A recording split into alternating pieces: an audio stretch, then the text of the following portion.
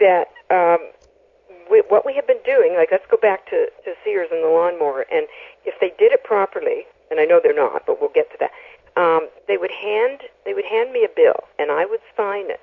That is the proper way to do it. But the fact that they're not, yes, and it's more insidious than all that. I mean, what we've been doing with those bills or receipts, like let's just say the electric bill. So we write on it, accepted for value, which means I accept your charge, no skin off my nose. I accept what you're saying. You're saying I owe you $100. That's okay. I'll accept it, I'll sign it, and I'll give it back to you. Now, what's been happening? Here's where we went wrong.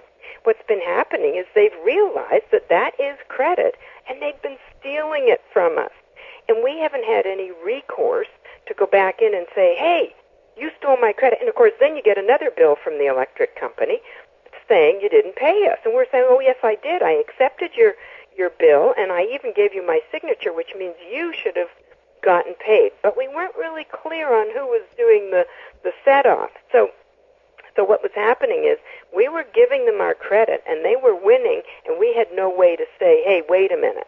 So that's why what we're doing now is saying, yep, I accept your charge, here's my signature, and here's the IRS forms so that you know that I'm going to go tell the IRS that I paid you with my signature. I'm going to send this document to the Treasury so that the Treasury will set off your debt, and I'm going to let the IRS know that I've done this.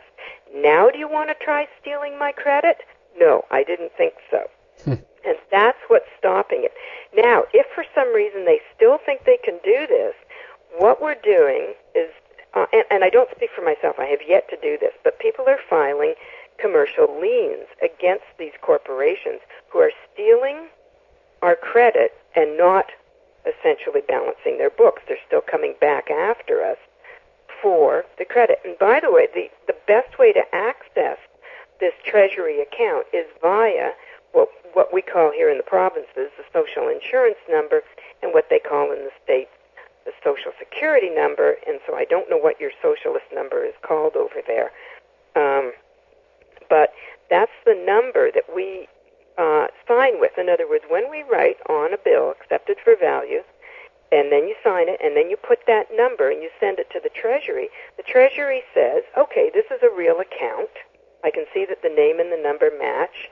So that's a real account. So we'll go into this unlimited credit account and offset the public debt for that corporation, or the electric bill, or whatever it is. Yes. And so that's how they know. So in a sense, that what we call a social insurance number, truly is an insurance policy. That think of if I ran into the back of you with my car, you'd want to know my insurance policy number, right? Yes. Well, of course, my question has always been, why do we need separate auto insurance when we already have a public hazard social insurance number? So all I really need to give you is that government number, and then you should be able to access my unlimited credit from the Treasury account and get your car handled. So they're not honoring that social insurance number would be the same as you're getting my insurance policy number from me after I smacked up your car, and you're going to the insurance company and saying, oh, well, Mary crashed into my car. Here's the number. Here's my claim. Pay me. And the insurance company saying, no.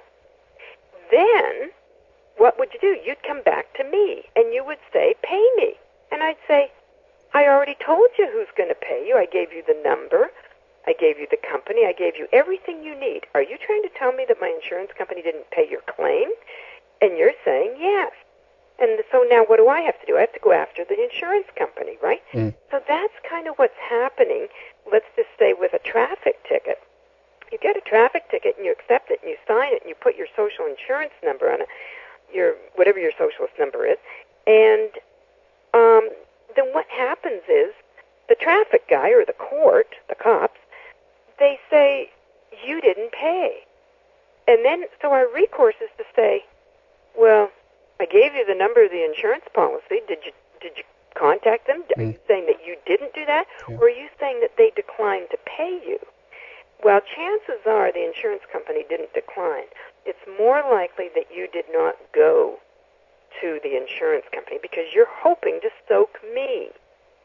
So if you can use that as an analogy, you can see how absurd it is. Yes. So it'd be the same as you're calling me saying, well, your insurance company wouldn't pay, so now I'm coming after you. You think I'm going to pay you? No. Hey, your problem is with the insurance company. My premiums are paid. Now you've got a problem. So that's what we have to say to the courts, is did you access my Treasury account? Well, they're not going to say no, but they will continue to come after us. And, of course, our point is why are you bothering me? I gave you the number. I told you how to get paid. Yeah. So too many people are forking over their labor when, in fact, they don't have to. They simply have to say, hey, I gave you the number of the account. Did you go to the Treasury? But see, the real drift is it's not that they actually have to go to the Treasury, and this is why I'm talking about this latest information. What we have to do is authorize the Treasury to offset their account, to set off their debt for them. So we were actually missing a very valuable step. We were sort of saying, here's my signature in my account, way you go. And now we're saying, no, they'll steal it and still come back on us. So now we're saying, give me your tax ID number. Here's the forms. I'm sending the forms to the IRS. I'm going to authorize the Treasury to pay you, and the IRS is going to know that I paid you, and they're going to come back after you for it. Kind of like, are you sure you want to do this? And you are looking into a way to do this then, and a consequence of this. I mean, what would that be if let's say that everyone did this? Would this imply that the system actually would kind of self-implode on itself, or once the cat is out of the bag, so to speak, and everyone knows this, the system wouldn't be able to sustain itself anymore? What do you think? No, it would start to act smoothly, and by the way, just and I write this in my book too. I don't know if you're familiar with the Mayan calendar, but it's quite fascinating. I used to think it had something to do with dates. It doesn't, or that it measured time. It doesn't. It measures creation. But this year, 2008, is what they call the fifth night, and the fifth night is the end of manufactured lack, which boy, what a tip-off that is. I could never figure that out 5 years ago. I thought, I wonder what that's going to look like. Yes. Now we know what it's going to look like. People are going to start